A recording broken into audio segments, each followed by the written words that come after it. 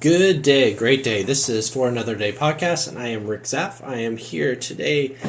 We're going to be talking about money. Yes, money. It's one of those things that very much plays into our lives.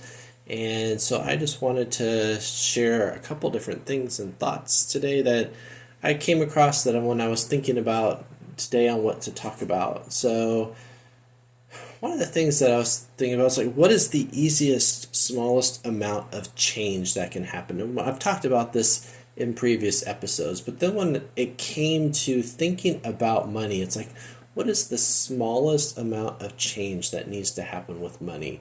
Because sometimes people go real big. They're like, I need to save $10,000 for college tuition, or I need to put aside, money for a down payment of a car or a house. Those are great and stellar ideas, but those are some big ones that really would take a lot of planning. And so today I thought about like, what are just like three ways to save $100, right? Because as little as $100 seems, it's still a lot. You can still do a lot with $100. Yeah, I'd be interested too in the comment section down below. It's like, what would you say? What would you do with an extra $100? Where would you stick it? What would you do with it? And could it really make a difference in your lives? And I would say most of us would say yes, but we didn't think about it like that. We tended to think a little bit bigger, but even $100 can really make a difference. So one of the ways I thought about it, it's like, well, to get to that $100 would be actually making a budget and sticking to it. When I've done financial coaching before and talking to people, it's amazing how many people go, well, I thought about making a budget. Oh, okay. Have you ever sat down and put the numbers in? No. Have you ever seen incoming and outgoing and how much bigger your outgoing is than your income? No. Do you even know how many transactions you have on your credit card right now? No. And so, really sticking to a budget is a first step. I mean, it can easily let you see those gaps and those spots where you need to make a small change even, and that small change can give you $100. So sit down, pen and paper. Of course, there's lots of resources that are out there online. If you really need an app for that, there's tons. But it's like, what is it going to take to actually look at for the next month? What am I looking at spending? Some of it's going to be the same, right? So your rent or your mortgage is pretty much the same amount every single month. Your electricity or your water bill might go up or down a little bit each and every month. That's about usually the same.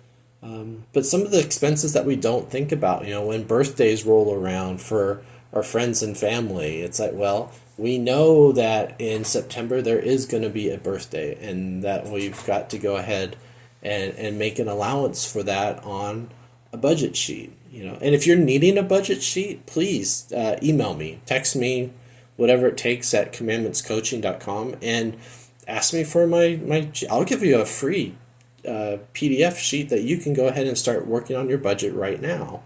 But you're looking at trying to identify areas where you can cut back on expenses like eating out or buying unnecessary items. It's like, well, how many toothpaste do you really need in your drawer?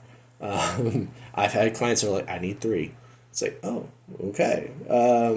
Let's go with 2. That's $5 less, and let's see where it can take you.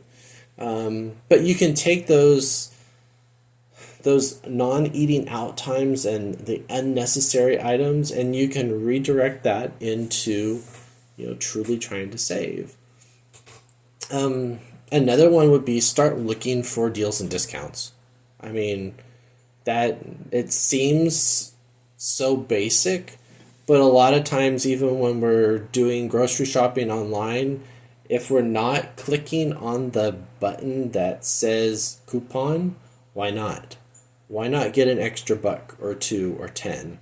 And it's like, well, if I'm saving $5 a week in a month, that's still $20.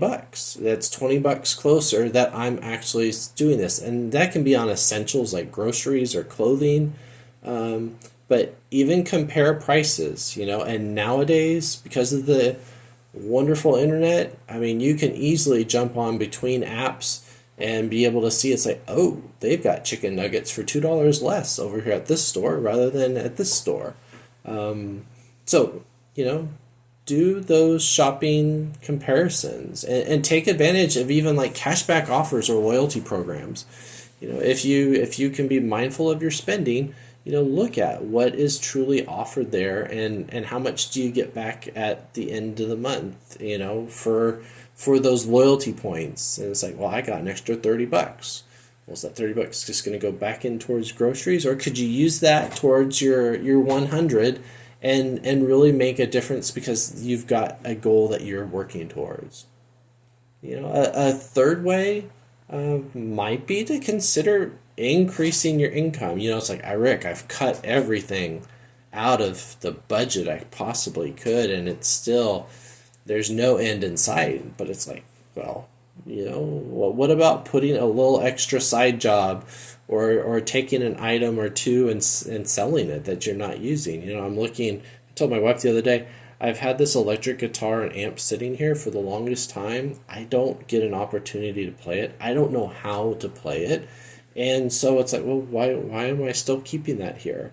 Why not just sell it, put it on Facebook Marketplace or eBay or whatever it takes, or have a garage sale and put it out there and make a little extra money. But for yourself, it's like, okay, a lot of times the money that comes in though tends to go right back out.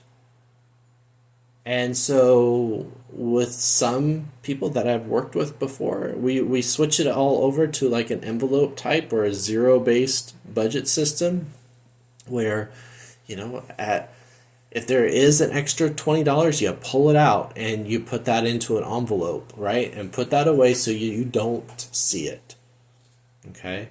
So that you don't have access to it. Because if it's in your checking account, it's going to get spent in your checking account, okay? If you can switch it over to a savings account and you're really good about not pulling that money out, take $10 at the end of the week that you've noticed that you've saved because you didn't go get coffee twice this week, and put that into a little savings account, and then do it the next week, and then do it the next week. That's $520 by the end of the year. If you're doing it at $10 a week for 52 weeks, that's a good chunk of change.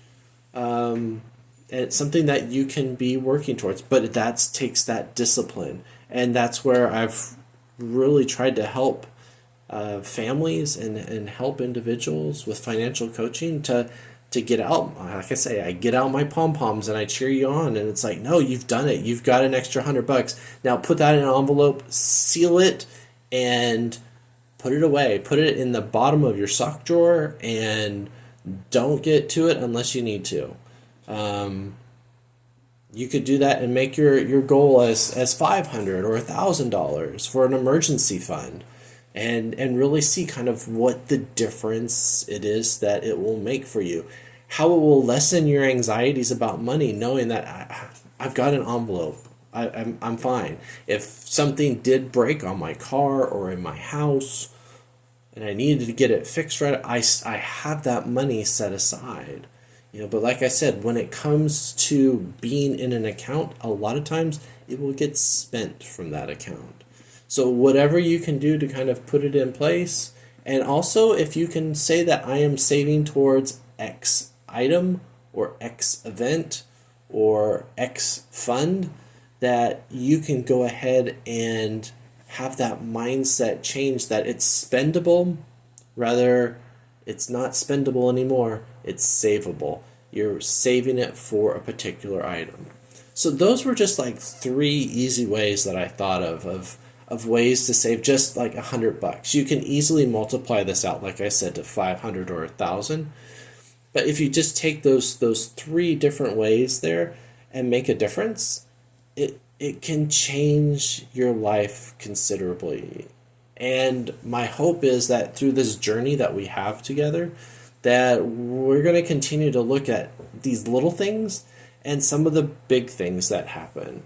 And hopefully you'll get to hear some of my messages and some of my stories of, especially when it comes to finances. It has been a roller coaster and a journey over the years. So with that being said, God love you all. Have a wonderful week.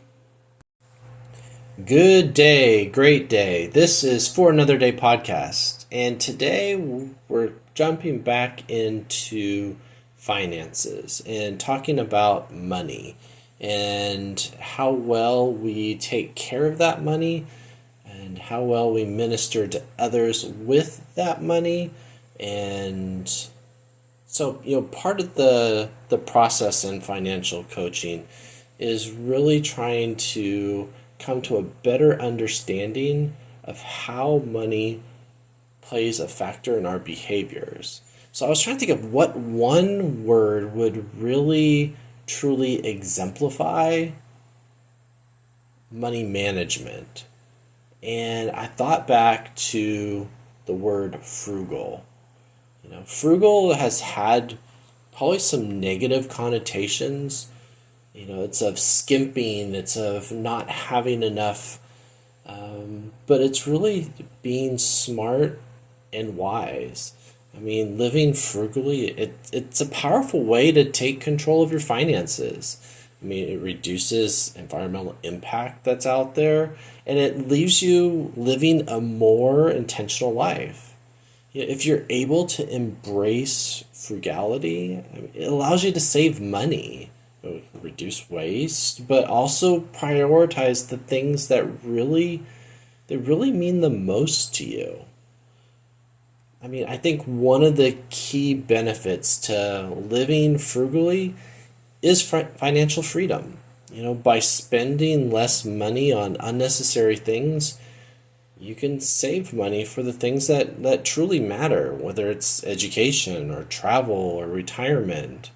But these things can also help avoid debt and build a strong financial foundation for your future. And that's where, when I tend to work with clients, we tend to try to look at, what does this word frugal really mean? How can you build a strong financial foundation for your future?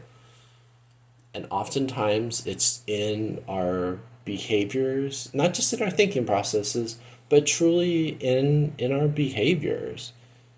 But there's usually something that we need to strive for. And that's what I was talking about. If it is an education fund for your child or even for yourself, if it is that once in a lifetime trip that you want to be able to take with your spouse, or to be able to have your family really truly make memories from, or is it the security that you need to have for retirement, knowing that you wouldn't be a burden on others if right now you're just able to live frugally.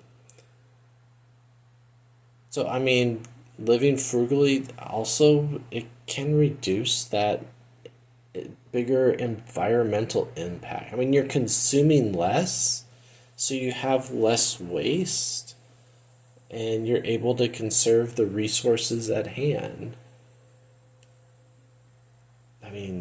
If you're using less energy, if you're eating less meat, if you're choosing products that are sustainable, all of that truly gives frugality. And people question about that, because they're like, well, if you have sustainable things that are costing more, is that really truly living frugally? But it's a cost analysis that you really have to look at. But truly living frugally makes you more intentional with your life, with the choices that you choose each and every day on how you want to live. It makes you focus on the things that truly matter to you. You reprioritize your time, your energy, your resources accordingly. This can really help you achieve those goals that you're looking for, build those stronger relationships, and live a more fulfilling life. And when I say fulfilling, I mean, it's at the end of the day, does it put a smile on your face and know that it's been a job well done? Now, of course, living frugally isn't easy, right?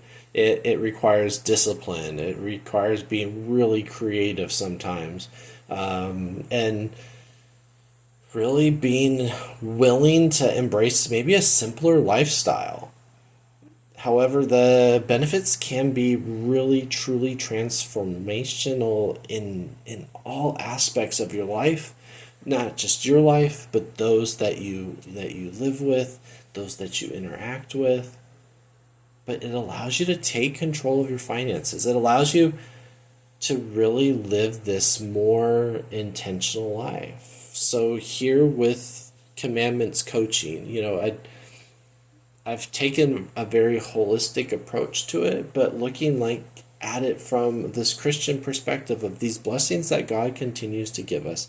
And if we're able to make this truly frugal, right? And then truly giving back and helping others. If you're able to save back money, is it just about putting it in your pocket for later? Or is it truly about helping others? Is it truly helping them take another step? Having them be ready for financial freedom for themselves. And so I really would want to challenge you here. Challenge you to start living more frugally and being able to not only thank God for those blessings that you've been able to receive, but also to be able to give that back to others. There's something within us that's just built that when we're able to do for others and we know that we can make it easier on them, it changes. It changes them in such a way that you've truly made a positive impact on the world. And if we're living as brothers and sisters in Christ, then are we truly making that happen?